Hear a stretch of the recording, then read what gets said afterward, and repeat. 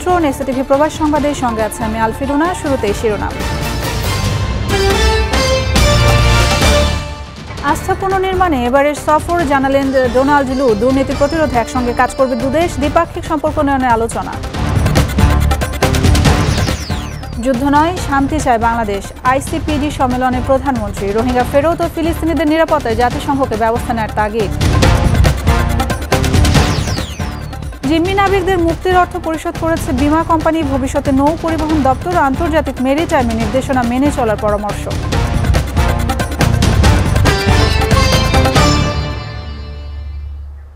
সব ভুলে আস্থা পুনর্নির্মাণের জন্য এবারের বাংলাদেশ সফর বলে জানিয়েছেন যুক্তরাষ্ট্রের দক্ষিণ ও মধ্য এশিয়া বিষয়ক সহকারী পররাষ্ট্রমন্ত্রী ডোনাল্ড লু। দুর্নীতি প্রতিরোধে দুদেশ একসঙ্গে কাজ করবে জানিয়ে তিনি বলেন, র্যাব, শ্রম আইন ও মানবাধিকার নিয়ে তদন্তের অগ্রগতি দেখতে চায় যুক্তরাষ্ট্র। বিকেলে পররাষ্ট্রমন্ত্রী ডক্টর হাসান মাহমুদের সাথে বৈঠকের পর এসব কথা বলেন ডোনাল্ড লু। আর পররাষ্ট্রমন্ত্রী বলেন, ঢাকা ওয়াশিংটন সম্পর্ক এগিয়ে নিতেই তার এ সফর। বৈঠকে জিএসপি সহ দ্বিপাক্ষিক সম্পর্ক উন্নয়নে ইতিবাচক আলোচনা হয়েছে। তামান্না তাহসিন খানের প্রতিবেদন। পররাষ্ট্র মন্ত্রণালয়ে পররাষ্ট্রমন্ত্রী ডক্টর হাসান মাহমুদের সাথে বৈঠক করেন দক্ষিণ ও মধ্য এশিয়া বিষয়ক মার্কিন সহকারী পররাষ্ট্রমন্ত্রী ডোনাল্ড লু। In order to try to rebuild the trust between our peoples. পরে সাংবাদিকদের সঙ্গে কথা বলেন ডোনাল্ড লু। জানান, বাংলাদেশের সাথে আস্থা পুনর্নির্মাণের জন্যই তার এবারের সফর।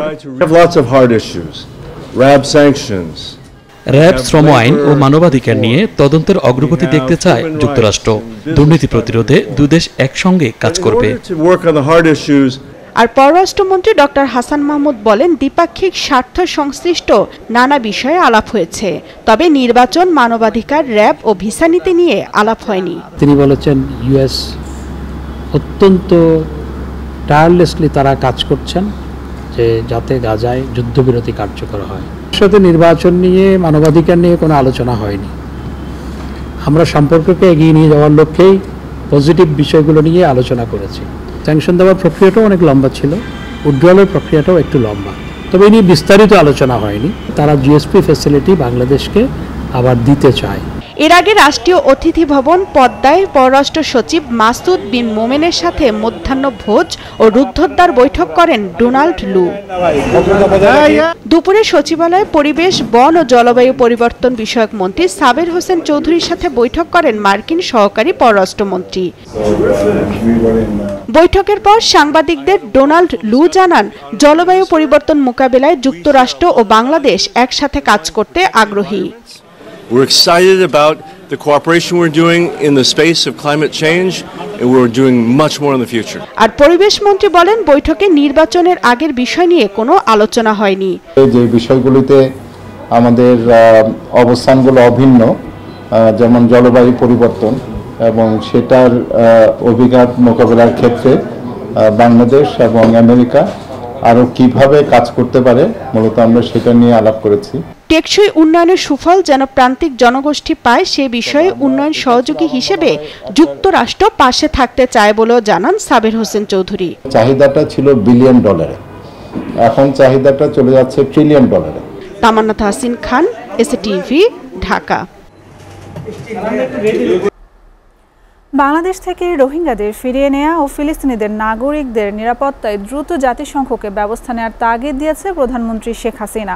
বলেন, যুদ্ধ নয়, শান্তি চায় বাংলাদেশ। সকালে রাজধানীর এক হোটেলে দুদিনব্যাপী ICPD global dialogue demographic diversity and sustainable development শীর্ষক আন্তর্জাতিক সম্মেলনের উদ্বোধনী অনুষ্ঠানে একথা বলেন প্রধানমন্ত্রী। নারী উন্নয়নের সামাজিক আন্দোলনের বিকল্প নেই, তাই নারীদের পরিবর্তনের চালিকা শক্তি হিসেবে প্রস্তুত করার আহ্বান জানান প্রধানমন্ত্রী। হেদায়েতুল্লাহ সীমান্তের প্রতিবেদন। রাজধানীর হোটেল ইন্টারকন্টিনেন্টালে দুদিনব্যাপী আইসিপিডি 30তম global dialogue demographic diversity and sustainable development শীর্ষক আন্তর্জাতিক সম্মেলন উদ্বোধন অনুষ্ঠানে যোগ দেন প্রধানমন্ত্রী শেখ হাসিনা। বাংলাদেশ, বুলগেরিয়া ও জাপান সরকারের যৌথ উদ্যোগে এই সম্মেলনের আয়োজন করে ইউএনএফপিএ। সম্মেলনে যোগ দেন পররাষ্ট্রমন্ত্রী ডক্টর হাসান মাহমুদ, ইউএনএফপি এর নির্বাহী পরিচালক ডক্টর নাতালিয়া কানেম, স্বাস্থ্য ও পরিবার কল্যাণ প্রতিমন্ত্রী ডক্টর রোকেয়া সুলতানা, জাপানের পার্লামেন্টারি ভাইস মিনিস্টার হোসাকা ইয়াসুসি এবং বুলগেরিয়া সরকারের প্রতিনিধিরা। দুদিনের এই সম্মেলন জনসংখ্যার ভবিষ্যৎ এবং গ্রামীণ জনসংখ্যার পরিবর্তনের মতো বিষয়গুলো নিয়ে আলোচনা হবে। বক্তব্য শুরুতে প্রধান অতিথি শেখ হাসিনা বাংলাদেশে এই সম্মেলন আয়োজন করায় ইউএনএফপিকে ধন্যবাদ জানিয়ে বলেন, বিশ্বব্যাপী টেকসই উন্নয়নে সম্মেলনে অংশ নিয়ে 48টি দেশ ভূমিকা রাখবে। এই বৈশ্বিক সংলাপ আয়োজনের জন্য বাংলাদেশকে নির্বাচন করায় আমি ইউএনএফপি এর নির্বাহী পরিচালককে সাধুবাদ জানাই। প্রধানমন্ত্রী বলেন, আওয়ামী লীগ সরকার গঠনের পর সারা দেশে 18,000 কমিউনিটি ক্লিনিক নির্মাণ করে। বর্তমানে 14,000 ক্লিনিক চালু আছে, যেখানে বিনামূল্যে 30 রকম ওষুধ দেয়া হয়। দায়িত্ব নেবার পরই জাতির পিতা বঙ্গবন্ধু শেখ মুজিবের পদাঙ্ক অনুসরণ করে সকলের জন্য প্রাথমিক স্বাস্থ্যসেবা নিশ্চিত করতে নতুন জাতীয় স্বাস্থ্য নীতি প্রণয়ন করি। নারী উন্নয়ন ও ক্ষমতায়নেও আমরা বিশেষ উদ্যোগ গ্রহণ করি। নারীর উন্নয়নে আন্দোলনের বিকল্প নেই জানিয়ে তাদেরকে পরিবর্তনের চালিকা শক্তি হিসেবে দেখার আহ্বান জানান প্রধানমন্ত্রী। বাল্যবিবাহ, যৌতুক, নারীর প্রতি সহিংসতা রোধে সম্মিলিত সামাজিক আন্দোলনের কোনো বিকল্প নেই। আমাদের মেয়েদের কেবল ভুক্তভোগী হিসেবে না দেখে তাদের পরিবর্তনের মূল চালিকা শক্তি হিসেবে প্রস্তুত করতে হবে। জনসংখ্যাকে জনসম্পদে রূপান্তরের কাজ করছে বাংলাদেশ উল্লেখ করে প্রধানমন্ত্রী বলেন, এই কাজে প্রয়োজনীয় অর্থের সংস্থান জরুরি। 2041 থেকে 100টি পর্যন্ত যে ডেমোগ্রাফিক ডিভিডেন্ড অব্যাহত থাকবে তা কাজে লাগিয়ে জনসংখ্যাকে জনসম্পদে রূপান্তর করার কর্মদক্ষতা সৃষ্টি এবং উন্নয়ন ও কর্মমুখী শিক্ষার প্রসারের উপর আমরা গুরুত্ব আরোপ করছি। বাংলাদেশ থেকে রোহিঙ্গাদের ফিরিয়ে নেওয়া ও ফিলিস্তিনের নাগরিকদের নিরাপত্তায় দ্রুত জাতিসংঘকে ব্যবস্থা নেওয়ার তাগিদ দেন শেখ হাসিনা। বলেন, বাংলাদেশ যুদ্ধ নয়, শান্তি চায়। বিপুল সংখ্যক নারী ও শিশু ফিলিস্তিনে আজ প্রয়োজনীয় চিকিৎসা ও স্বাস্থ্য সেবা থেকে বঞ্চিত। প্রতিনিয়ত জীবন মৃত্যুর সঙ্গে তারা লড়াই করছে। আমি আশা করি জাতিসংঘ সহ অন্যান্য আন্তর্জাতিক সংস্থা সেখানে সকলের জন্য, বিশেষ করে নারী ও শিশুর জন্য প্রয়োজনীয় স্বাস্থ্য সেবা নিশ্চিত করতে আরও কার্যকর ভূমিকা পালন করবে। জলবায়ু পরিবর্তনের ঝুঁকি মোকাবেলায় আন্তর্জাতিক মহলকে আরও সক্রিয় হওয়ার আহ্বানও জানান শেখ হাসিনা। মা, শিশু ও বয়স্ক জনগোষ্ঠীর নিরাপত্তা নিশ্চিতকরণে বৈশ্বিক সহযোগিতা আরও জোরদার করতে বিশেষভাবে দৃষ্টি দেওয়া প্রয়োজন বলে আমি মনে করি। হেদায়েতুল্লাহ সীমান্ত, এসএটিভি, ঢাকা। মুক্তিপণের কোনো টাকাই দিতে হয়নি এমভি আবদুল্লাহ জাহাজের মালিক প্রতিষ্ঠান কেএসআরএম গ্রুপকে। জাহাজটির বিপরীতে উচ্চ শ্রেণীর বিমা থাকায় সংশ্লিষ্ট বিমা কোম্পানি পরিশোধ করেছে জলদস্যুদের চাহিদা। তবে জাহাজটি দ্রুত ছাড়াতে দেশীয় আন্তর্জাতিক পর্যায়ে তৎপরতা চালাতে হয়েছে মালিক পক্ষকে। ভবিষ্যতে এ ধরনের ঝুঁকি এড়াতে নৌপরিবহন তদন্ত দপ্তর আন্তর্জাতিক মেরিটাইম সংস্থার নির্দেশনা মেনে চলার পরামর্শ সংশ্লিষ্টদের। সোহাগ কুমার বিশ্বাসের প্রতিবেদন। মুক্তিপণের টাকা পরিশোধ করেই মুক্তি মিলেছে সোমালিয়ার জলদস্যুদের হাতে জিম্মি বাংলাদেশি জাহাজ এমভি আবদুল্লাহ ও তার 23 নাবিকের। কিন্তু এই টাকার অঙ্ক কত ছিল, কে পরিশোধ করল? দেশের চলমান ডলার সংকটের মধ্যে বিপুল পরিমাণ বৈদেশিক মুদ্রার যোগান কোত্থেকে এলো, এমন নানান প্রশ্ন ঘুরে ফিরছে গেল 1 মাস ধরে। মঙ্গলবার জাহাজ ও নাবিকরা দেশে ফিরে আসার পর প্রথমবারের মতো এসব প্রশ্নের জবাব দিল জাহাজটির মালিকপক্ষ।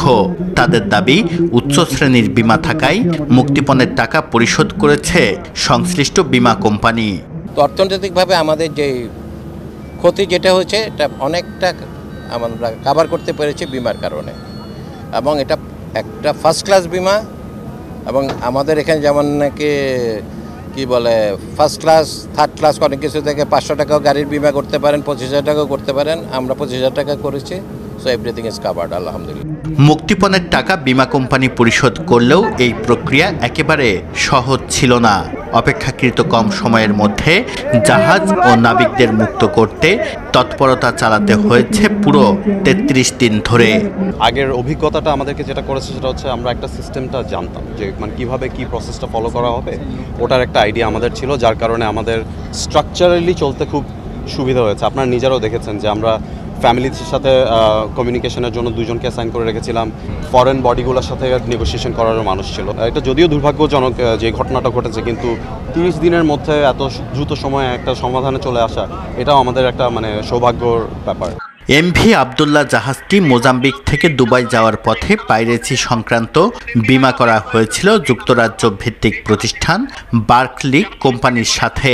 সাধারণত জাহাজ মালিকরা এ ধরনের যাত্রা ঝুঁকি বিবেচনা করে 5 থেকে 7 দিনের জন্য ইউরোপ, আমেরিকা, চীন ও জাপান ভিত্তিক 20টি প্রতিষ্ঠানের মাধ্যমে এসব বীমা করে। এজন্য জাহাজ মালিককে গুনতে হয় কমপক্ষে $50,000। আপাত দৃষ্টিতে ব্যয়বহুল মনে হলেও এ ধরনের ব্যবস্থা নেয়ার পরামর্শ সংশ্লিষ্টদের। এই সমস্যাগুলো এড়াবার জন্য ইতিমধ্যে কিন্তু আমাদের সরকার কর্তৃক ডিজি শিপিং কিন্তু কিছু দিক নির্দেশনা কিন্তু প্রেরণ করেছে। সেইগুলোকে মেনে চললেই কিন্তু আমরা ভবিষ্যতে আমাদের এই ধরনের যে দুর্ঘটনাগুলো আছে সেগুলোকে আমরা এড়াতে পারবো। রেগুলেটরি বডি হিসেবে আমরা বলতে চাই যে জাহাজের নিজস্ব কিছু দায় দায়িত্ব থাকে কিন্তু নিরাপত্তার বিষয়ে। শুধু যে আইন শৃঙ্খলা বাহিনী বা নৌবাহিনী বা কোস্টগার্ড নিরাপত্তা দিতে পারবে অ্যাট সি সেটাও না। আমার মনে হয় জাহাজের যে নিজস্ব যে গার্ড সিস্টেমটা সেটা সবাই যেন রাখে। মালিকপক্ষ আনুষ্ঠানিকভাবে স্বীকার না করলেও বিভিন্ন সূত্র বলছে এমভি আব্দুল্লাহকে জিম্মি মুক্ত করতে $5 বিলিয়ন মুক্তিপণ দিতে হয়েছে। সোহাগ কুমার বিশ্বাস, এসএটিভি, চট্টগ্রাম।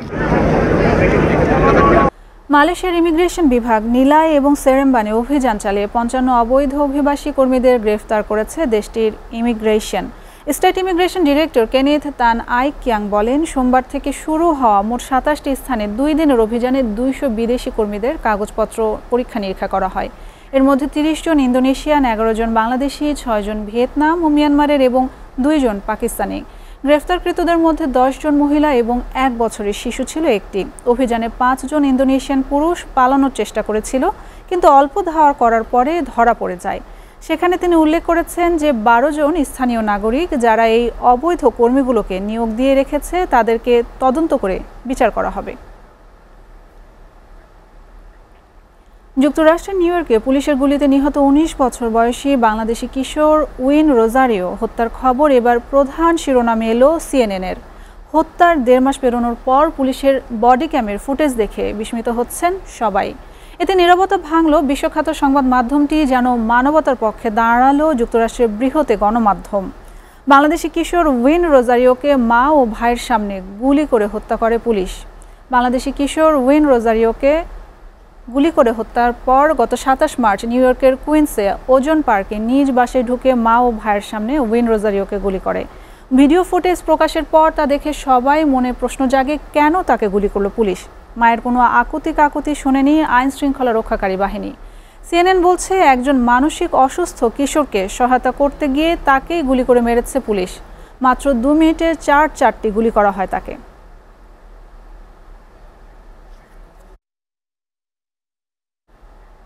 এসএটিভি প্রবাস সংবাদ শেষ করার আগে শিরোনামগুলো জানাবো আরও একবার। আস্থা পুনর্নির্মাণে এবারের সফর, জানালেন ডোনাল্ড। দুর্নীতি প্রতিরোধে একসঙ্গে কাজ করবে দুদেশ, দ্বিপাক্ষিক সম্পর্ক উন্নয়নে আলোচনা। যুদ্ধ নয়, শান্তি চায় বাংলাদেশ, আইসিপিডি সম্মেলনে প্রধানমন্ত্রী। রোহিঙ্গা ফেরত ও ফিলিস্তিনিদের নিরাপত্তায় জাতিসংঘকে ব্যবস্থা নেওয়ার তাগিদ। জিম্মি নাবিকদের মুক্তির অর্থ পরিশোধ করেছে বিমা কোম্পানি। ভবিষ্যতে নৌ পরিবহন দপ্তর ও আন্তর্জাতিক মেরিটাইম নির্দেশনা মেনে চলার পরামর্শ।